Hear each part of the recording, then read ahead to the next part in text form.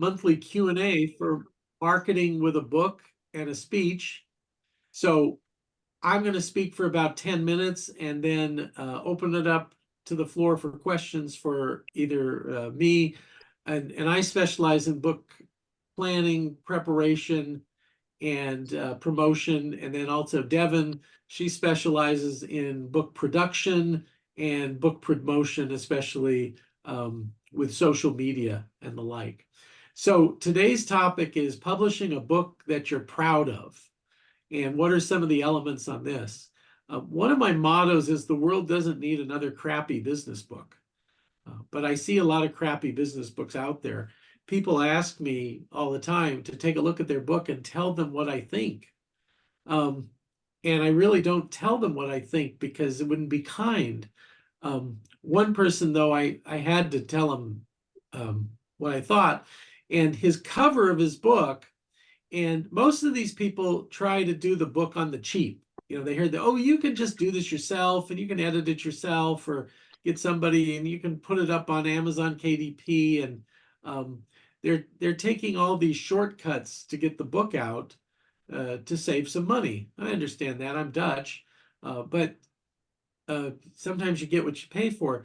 This one person showed me his book and said, what do you think? And on his cover, it said forward by, and then somebody famous. It was spelled Forward. Oh, dear. The word is Foreword.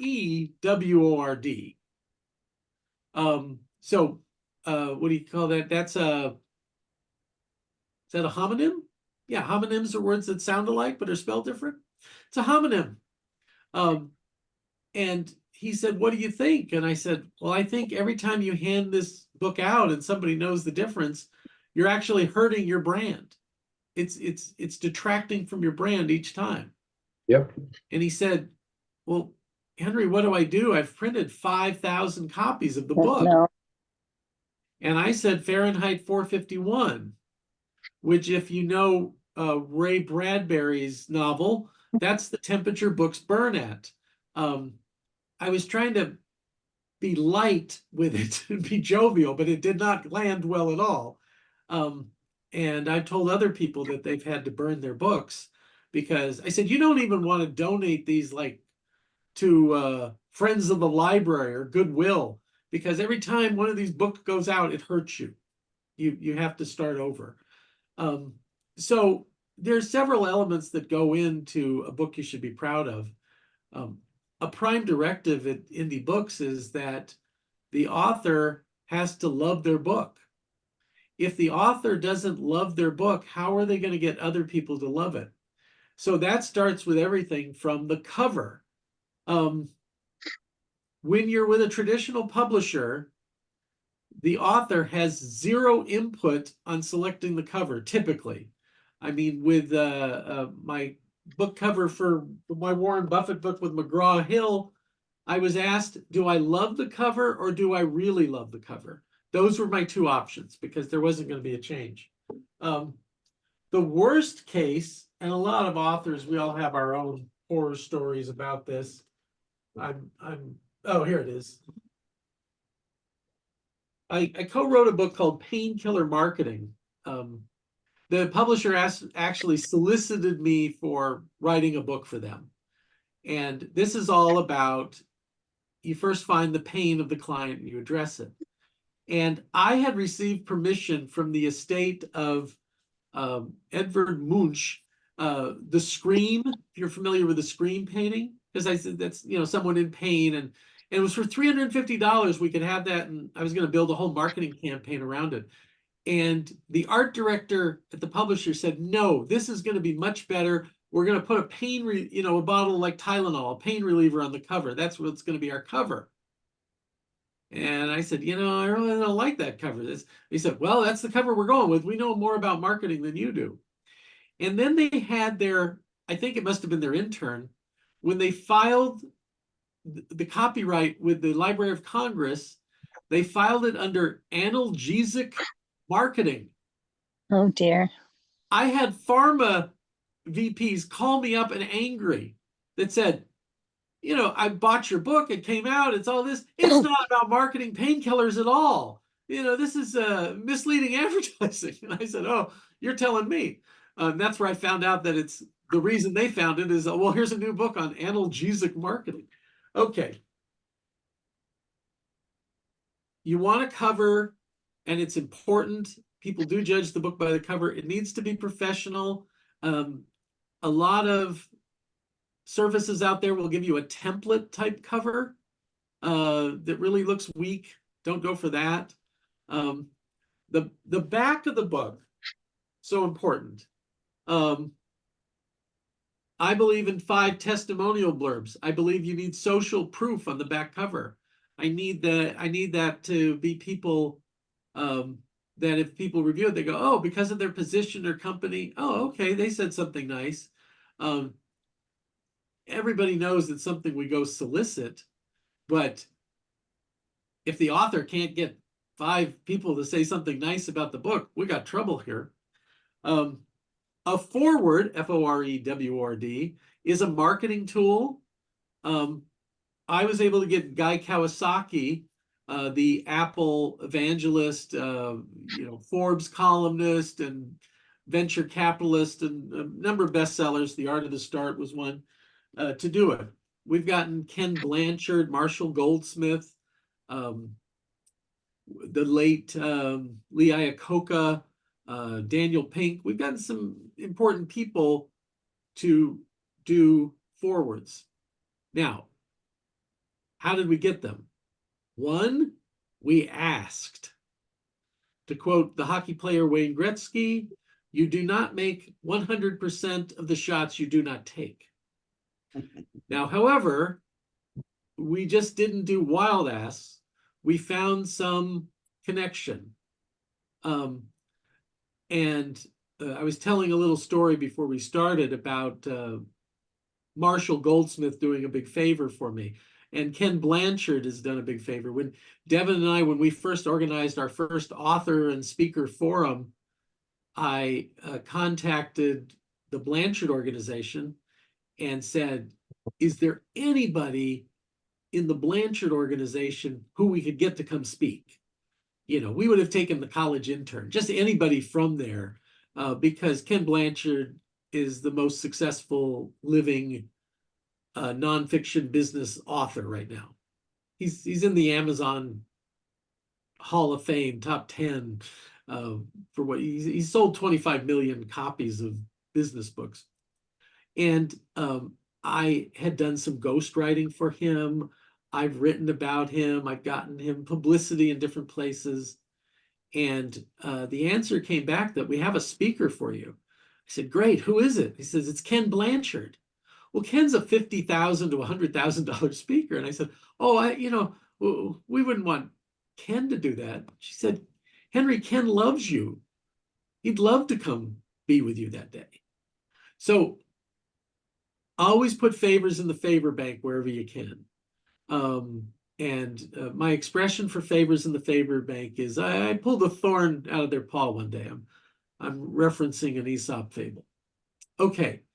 Front, back. The interior of the book. On a business book, you want at least 12 to 24 endnotes where you're citing other studies. Sometimes I'm amused when I get authors who go like, no, I don't want to quote anybody else in my book.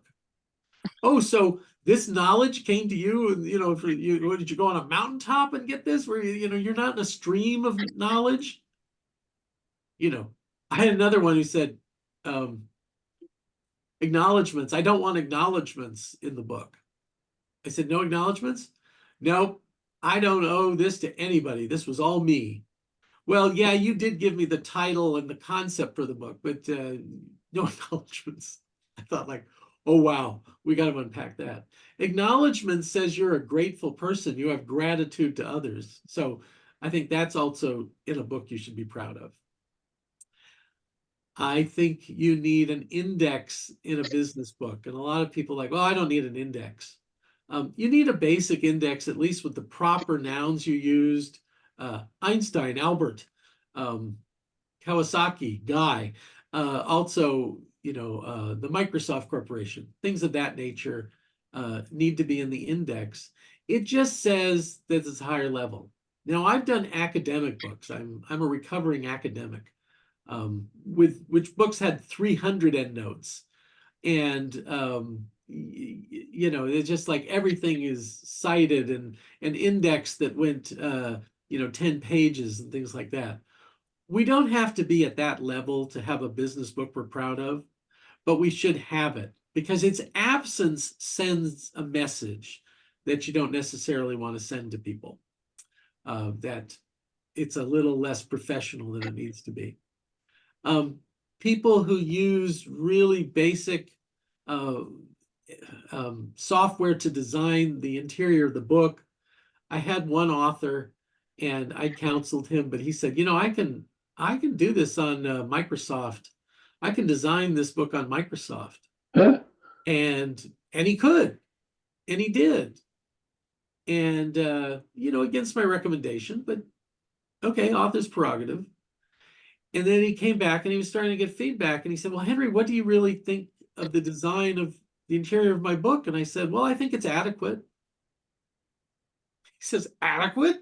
I said, well, yeah, you wanted to save a few $1,000s and you did an adequate job, but it doesn't look as good as a design that a professional would do and that they would do in using a program like InDesign.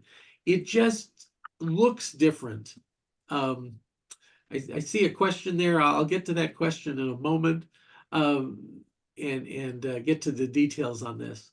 So also, does your book follow a meta format, a meta story? Are you telling a problem solution, which I call the monster problem book? Or is this a David versus Goliath, little person versus the big person? Is it a mystery? Is it a quest for a prize, or talking about a journey? Is it a redemption comeback story? Is it an escape from crazy town story? A comedy solution, a tragedy solution? I've examined the 100 greatest business books of all time. They follow one of those 8 formats. There's a 9th format that they do not follow, which I call the grandpa story, which is this meandering story where we don't know where it started, where it's going to end. They just put a lot of thoughts in there. That's not a book to be proud of. You need to be building a premise. Table of contents are dictated by what type of story you're telling. I believe a book you're proud of should have why this matters to the reader, how in general you solve a problem. It should, if it has a proprietary process, you should spell that out. You should trademark the process, put it into the copyright page, that it's a pending trademark of you.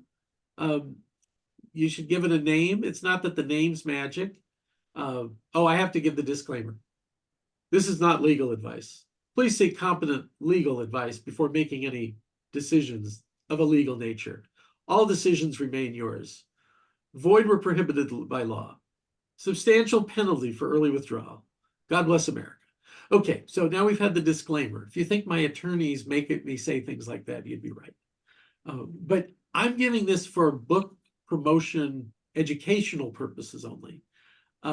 Having a named trademark process signifies intellectual property. It's differentiating for a service.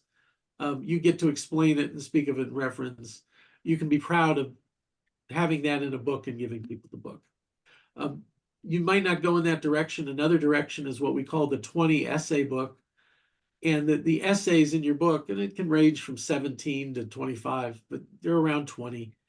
They're aha essays. They make people go, oh, wow, I hadn't thought of that, or that's a really deep thought on the subject. And they can be tied together. So those are other things you can be proud of. It's good to get beta readers to give you feedback. It's good to get qualified editors to give you feedback. It's good to scour for quotations. Is there evidence that that person really said what you're quoting them on? Just finding it on an internet quote page is not satisfactory in that. In fact, my favorite story on this is a former anthropology professor who was an executive coach, very high-end executive coach and speaker. And very prominently, she quoted Charles Darwin in an early chapter. And my editor pointed out that they checked it out on Snopes.com and found out that that was not really Charles Darwin who said that. It's one of those misquotes that has made it into the world and gets repeated and passed along. It was actually in a 1963 textbook by a University of Mississippi professor who was paraphrasing Darwin. This quote has been engraved in marble on a courthouse somewhere. I mean, these things get a life of their own, but you need to do some checking because my editor knew about it, that it was wrong, double checked, found out it was wrong. If your readers know it's wrong and see that you quoted that, you lose a lot of credibility. And then that would be a book that you're not proud of. So one of my copy editors, she has a thing where it says, I did not say that. And the quote is from Abraham Lincoln, Emily Dickinson, Mark Twain. It's all these people who get misquoted all the time. So you got to do your homework on that and go back. There's some fact checking that needs to be done. I know in my first book, I was so proud and I used one source for a lot of the facts. And in the second edition of my book, we had to change 4 points because the books I had quoted were horribly wrong. And I'd only used one source. So in journalism, we find out. I made that mistake once in a Forbes.com column and quoted a source, and the lawyers from Disney, because it was a Walt Disney company, contacted me and I had to do a retraction because the source I quoted was wrong. And if I'd done a second check, which I did subsequently, you find out some things where just because somebody said it so doesn't make it so. I think my father taught me that. Just because somebody says it so, Henry, doesn't make it so. Very true in proofing books. Okay, so that's the general lay of the land. I want to go to questions that we have and also open it up, Devin, on the view that if anybody has a question or can raise a question. I think I saw one from Marcy. Okay, let me go to. Yeah, I'm here. Can you hear me, Henry? I can hear you, don't Marcy. see What's your my- question? Yeah, I don't see my video up there. I don't know why, by the way, because I am here. You're wearing a hat and you have nice gold glasses on. Go ahead. Oh, okay. Okay, it's funny. The question. So feedback is the most important thing to me right now because my book is very dense and it makes a lot of points. And so I want to send it to people who are really going to read it and give me specific feedback. Like I like these 12 points, but these 3 should go. How do we do that? Do we have to pay people? I think you do have to pay people. You can ask some friends to do it, but are Yep. they really qualified to do it? Exactly. Ken Blanchard, for a lot of his books, would rent out a dining room at a country club, hand select a group of people, gave them 30 days to read the book, brought them all together, gave them a great meal at a country club, and then had discussions about the book, and that was helpful to him. I don't think we're in positions to do that. Sometimes what people do, Marcy, is for the beta readers, they give them some very specific questions. So it's almost like they're reading and answering, like what do we have in college? Blue book. Like you're doing your college blue book and you were given the questions to answer on this one. And they find that helpful. If you ask people to criticize your book, they will try to please you and do just so. And you might get conflicting views of things. So as the author, you still have to sort it out. It's not like you're doing a shared Google Doc and they all get to work on it. They get to share their opinion. You thank them for their opinion, but it's a little dicey because you can't promise that you're going to make the changes that they're suggesting. I believe it was Shakespeare. Actually, his character Polonius said, "To thine own self be true." So you do need to be true to yourself in what you put out there. It's your name is on it. Does that help? You're on mute. I still don't know exactly how to get people to read it. So pay them is kind of the main way to do it. Is that Well, you're paying editors, people who's, and they can be independent and they can be or something. So they have something where they have some knowledge of books in right? your But genre. Um, but from you a don't have third, to pay the highest priced people. Um, and maybe it's another author and you're offering a quid pro quo. Um, and that's why in the indie books family, we really encourage you to become friends with the other authors, or if not friends, uh, colleagues, buddies, or if you ever watch what was that? What was the show about in Las Vegas? Pawn Stars. They always are bringing in a buddy. So I had a buddy come in to appraise the gun. We said, oh, a buddy is somebody they hired and found to be a consultant. So you can get buddies that way. so if there are 30 people as a strategy management consultant, the statistical significance borderline was always around 30 interviews to get it right. So if I work with your company, would there be potentially 30 people where I could do a quid pro quo and I would read theirs and give them quality feedback, or is Yeah. that not even an achievable number? Okay, so 30 is for 30 random, will give you statistical significance. We are not going for quantitative data here. This is qualitative. So Right. so if we went to the max, Uh-huh. you could gain 80% of what you need to know by 9 depth interviews.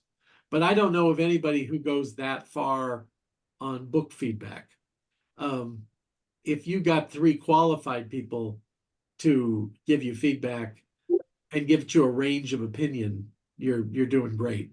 But So I three, I just don't mean, know. for I know you're every a data person. I just don't know how deep you want to go on data on this. well, if the book has 30 ideas, and this is for everybody here, I mean, if you're, well, no, let's say your book has 7 core ideas and 3 of them people really don't care about. And those chapters just don't need to be there. And it bulks things up.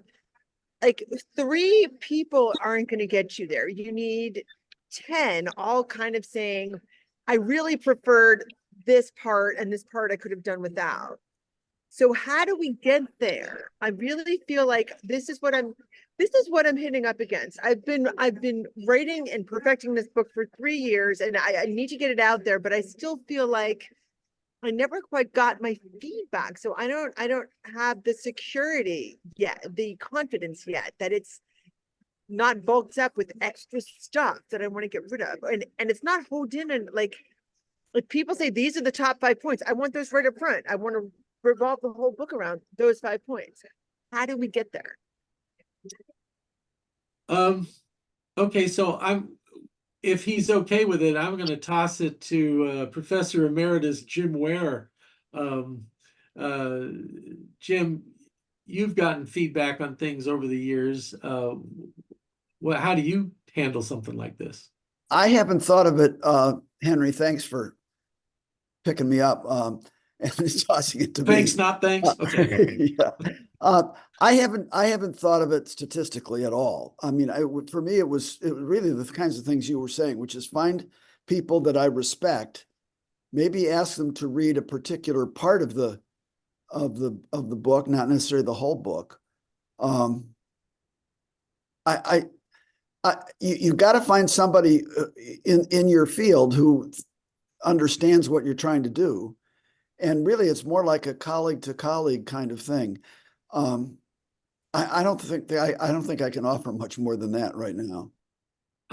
Jim, you have a thought? Did you hear me? Yeah. Yes, No, I heard this is you. other Oh, I'm Jim. sorry.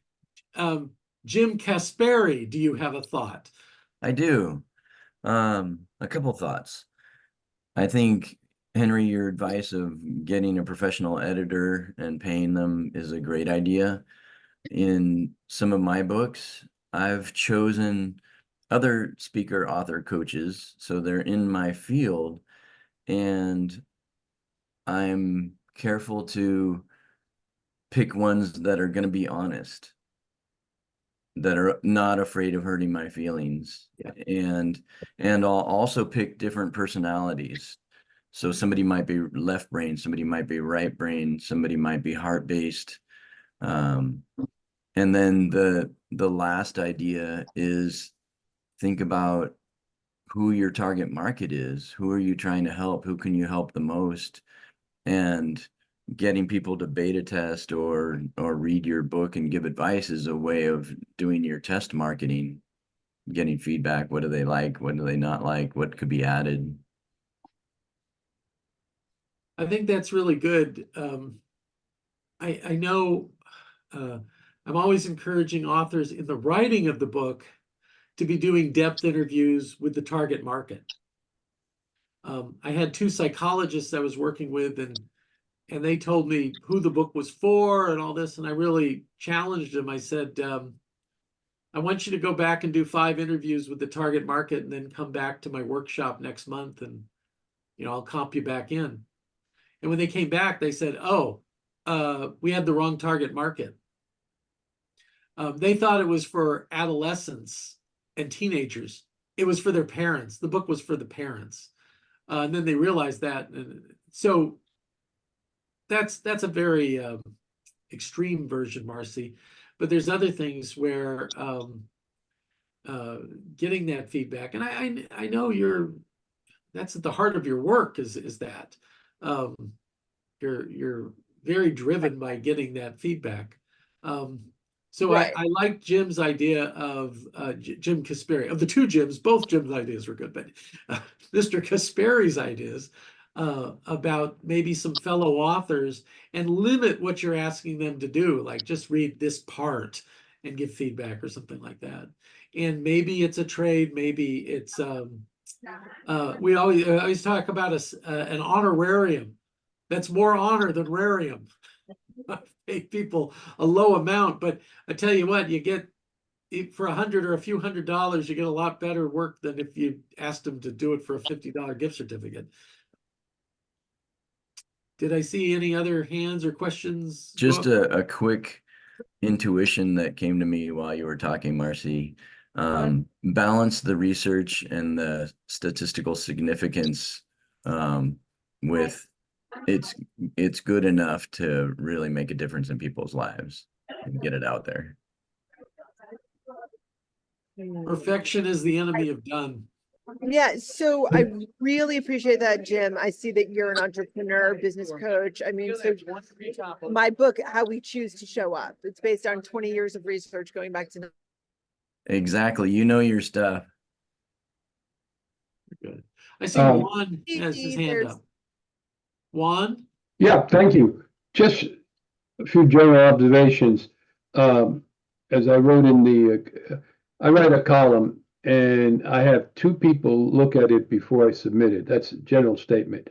An editor that I met after college in a class, he turned out to be an editor for Wilson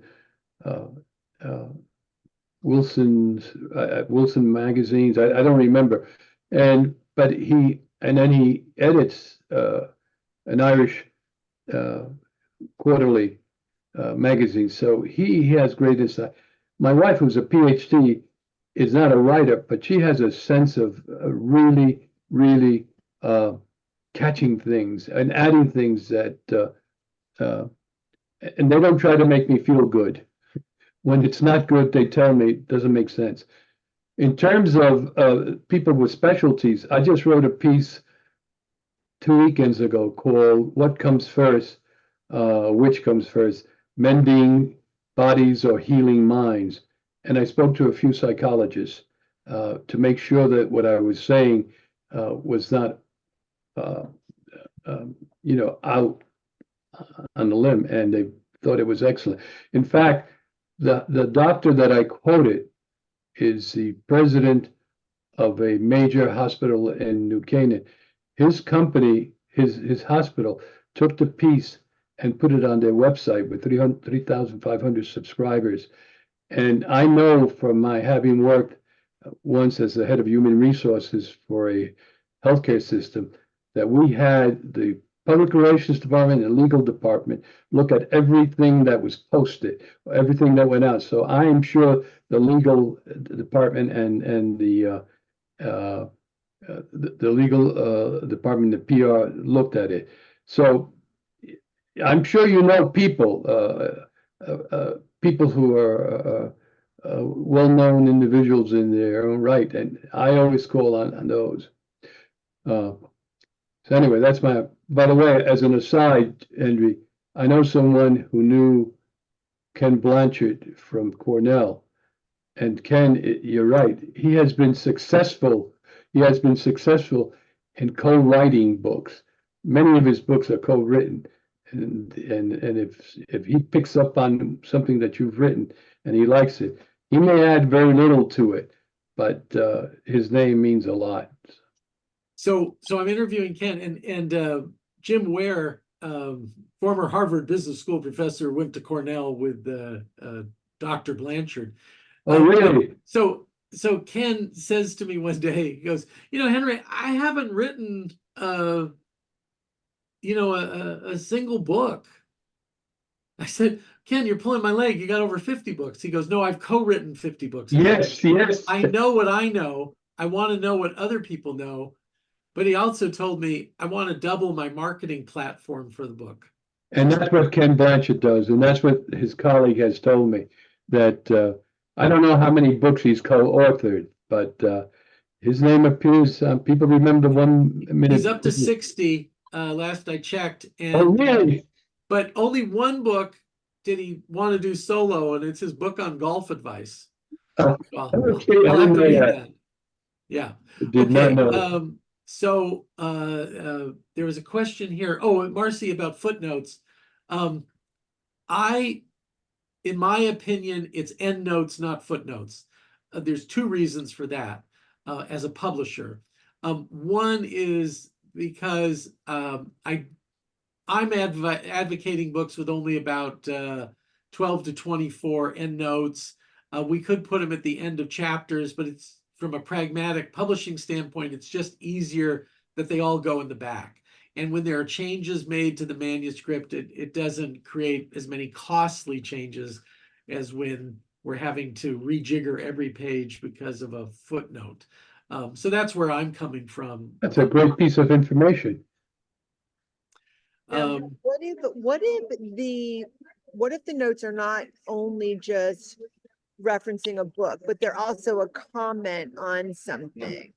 Author's notes. So two ways to handle it. If you don't do it as an endnote, you can do it. So that's like an exception to a rule. You can use an asterisk and have the comment on that page. And that would be helpful to people. So basically separate out the true references, which are in an index, and the comments, which are then footnotes. Yeah, unless you have a lot of comments, and then that's also a question mark. Are we really edifying? Hey, Jim, you were gone. You got a shout out while you were gone about you and Ken going to Cornell together. I heard that, Henry. I was having technical issues. I had to sign out and sign back in. Yeah, I actually knew Ken moderately well when we were both students at Cornell, so it goes way back. Jim, do you know Gene Ferentz, by the way? No, I don't think I do. Sorry. I will just say, as a Cornellian, Ken spoke at one of the alumni events, so we all show up for Ken. Yeah, Nice. he's a fun one.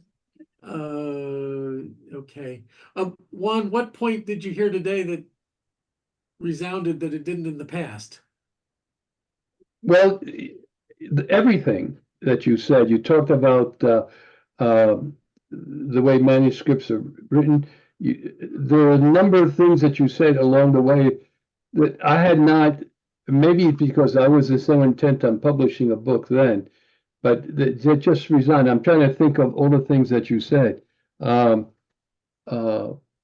Getting, I can't think of anything specifically now, but it just resounded with me. Well, so as a consultant, I just celebrated 25 years in business. As a book publisher, we're celebrating 10 in April. And I was a ghostwriter for people. I'd done like 50 books that were ghostwritten, and people were frustrated by publishing. I lured Devin out of corporate America to come and help form this. And they said, yeah, you're going to be in charge of publishing. I said, I don't know anything about publishing. I said, I really don't know a lot about publishing either. We're going to learn a lot in 10 years, and we have. And Lisa joined us along the way, and we continue to learn. But each publishing house has a style. I think that's the best way. Be it Random House or Simon and Schuster or Indie Books International. And there's just things that they've learned along the way and that they stand for. And that's something that just we have found. And it all comes back to this. It's not a marketing line for us. It's our prime directive about you need to be proud of the book. A lot of times when we push people on the decisions, like Marcy's on yours, if you don't get this solved, you're not going to be proud of this book. And if you're not proud of the book, it's going to hurt your efforts to promote it, because everybody has let's call it a BS detector, that when you're talking about the book, Juan was former president of the National Speakers Association. There's a comment there about speaking that people are more, you can help me with this one, people are more convinced by your belief in the topic than in actually what you have to say. I guess so. But Yeah. let me correct you. I was the chair of the Institute of Management Consultants, and I not of the not. Oh, did I say NSA? Yeah. Oh, I beg your I was pardon. a regional person for the NSA and also a president of a chapter, but I was just want to correct that. Thank you. Gotcha. So again, it's what you're convinced about, and you need to be convinced about what you're putting out there. Now, as far as getting feedback, I can give this to everybody. What I have found over the years is asking people what works and what doesn't work. And that order is important. I've done market research through the years, and you want to start people with positive before you go to negative. Because once they go negative, you can't get them back to positive. We found that in focus groups and in depth interviews that we would do with people. And Great point. website company had people critique websites, and when we would get that order reversed, all we would hear is like the negative stuff. Juan? Yeah, let me say something. I understood you to say that you have to be convinced about what you're doing. To be honest with you, when I write a column, and I've done 80 plus for Hearst Media, I'm not sure, and sometimes I question myself. Does this, is this good? People have to tell me. When I read it 3 days later or a month later, then I said, "Wow, this is really good."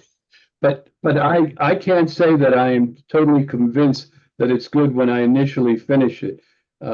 It's rare that I think that it's good. I mean, that's other people might look at it differently.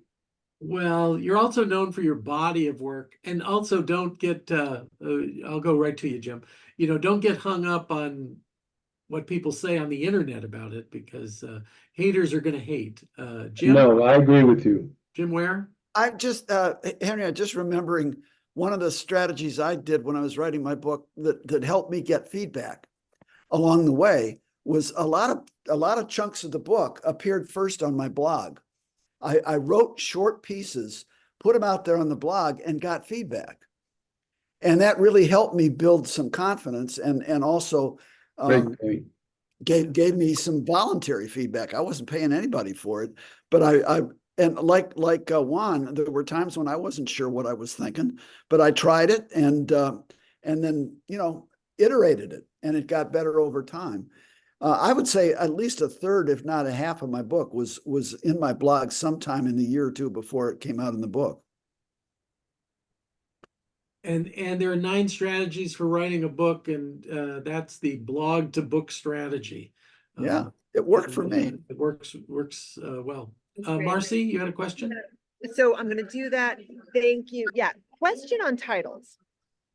My title, How We Choose to Show Up. I loved it until a publisher who I don't think I'm gonna sign with ripped it apart.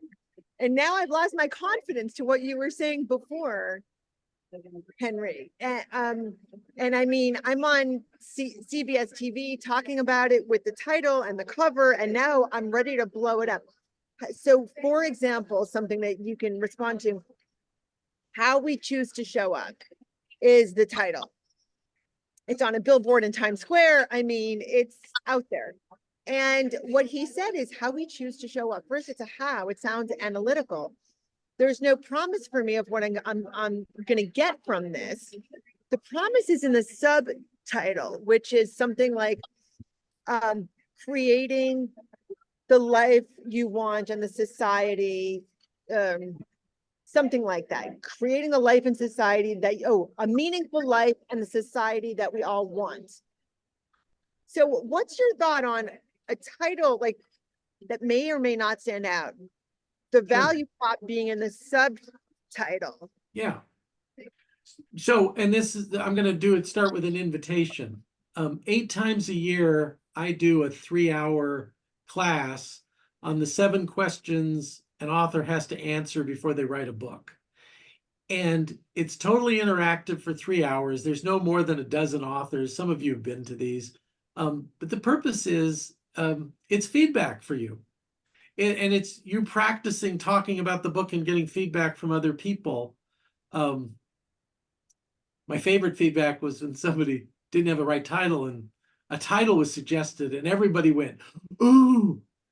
And the author said, yeah, something like that. I said, you're not listening. You got a visceral reaction on it.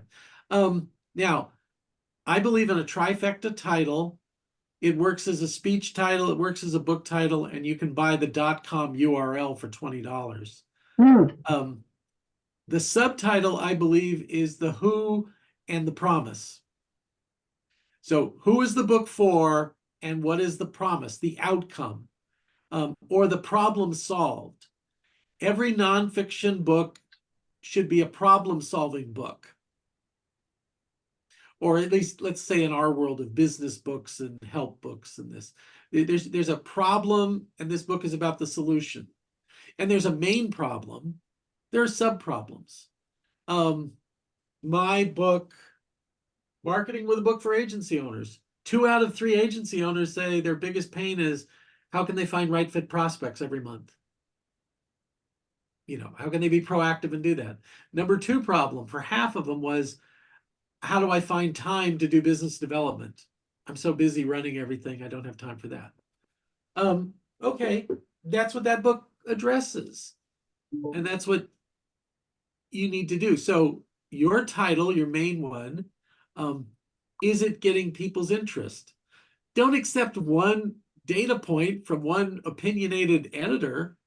Again, you don't have to talk to more than 9, but I would talk to up to 9 potential readers and run it by them and say, what do they think? Now, let's see, 10:45, a true confession. There was a man in Silicon Valley. He found 5 of my authors and interviewed them. And after he did that, he called me up and said, well, I've interviewed 5 of your authors and I want to hire you to do my book. And I said, well, that sounds great. I'm curious, what did my authors say? He said, they all said the same thing. I said, what's that? They said, you're honest. Well, I'm proud, I'm thinking like, honest, that's a nice reputation to have in the marketplace. And he said, yeah, one of them told me, he told you his title for the book and you said, well, nobody's going to buy that book. I said, well, yeah, that's brutal honesty sometimes, but I don't lie to people. I'm working on the brutal part. I don't want to kill dreams. So you get feedback, but I hope that wouldn't be the only feedback, because I also believe an author's prerogative and our intuition. You know, we need our gut. I even had an author I know interviewed. She made the case for, you know, gut instincts. There's science behind gut instincts, and sometimes you really need to listen to it. It's another word for intuition. So you get data, but then you're the filter, and it's your opinion. You know, the First Amendment, God bless America. We get to stand up and say, without libeling somebody, we get to say what we believe. Oh, on that libeling thing, I had one author on feedback that I said, yeah, chapter 9's got to go. He said, why? I said, well, you've disguised this person. You think you've disguised this person who you're accusing of abuse, but there's enough clues in here. People will be able to figure it out. And you know, they could come after you. And he said, well, I'll have you know that my sister is an attorney, and my sister's going to advise me on chapter 9. And she came back the next week and says, my sister has advised me to take chapter 9 out of the book. I said, okay, well, we concur. Yeah. So anyway, feedback, good. All feedback, not necessarily good. Were there any, we're kind of drawing to a close here. Dr. Eric, thanks for visiting. Mukesh, good to see you again. Chris, Doug, always a delight. We need to talk more soon. Any last question from anybody before we go? Hearing none, Devin will thank you, send out a Henry. recording. Oh, Dr. Eric. Just want to say thank you. This was very valuable information for aspiring writers like myself. So thank you. Now we'll be in contact. Well, I'm offering it for free. Really consider that course with the 7 questions. The next one's going to be March 29th. And what part of the country are you in, Eric? Ohio. Round on both ends, high in the middle. You're on Eastern time zone, so it'll be noon to 3 p.m. for you on a Friday if you could make that. Would love to have you. Great. Thank you. Yes, and Henry, thank you. It's good to see you after a long time. Appreciate Good to it. see you. Some of those things you predicted came true this year, by the way. Weren't you making some predictions there for me? I was. That was a while back. Well, in artificial intelligence time, it was an eon ago, last Yes. year. So a lot's been moving. Okay, well, thanks everybody. Jim Ware, good to see you. Hope life in NorCal and up in Tahoe is good for you. This storm, maybe it gave you some good skiing weather, Jim. There is. I'm not doing that anymore, but my daughter's having a great time up there. Well, maybe you need to do the après-ski thing where you have the warm beverages and soup back at the lodge and you can hear about the day. I do that a lot. Thumbs up. Okay, thanks everybody. Have a good one. And our next Q&A is March 5th. So we're building a community, and also suggest that check others out on LinkedIn and befriend each other, because if there is a silver bullet in publishing, it's relationships. So have a great day. Bye-bye.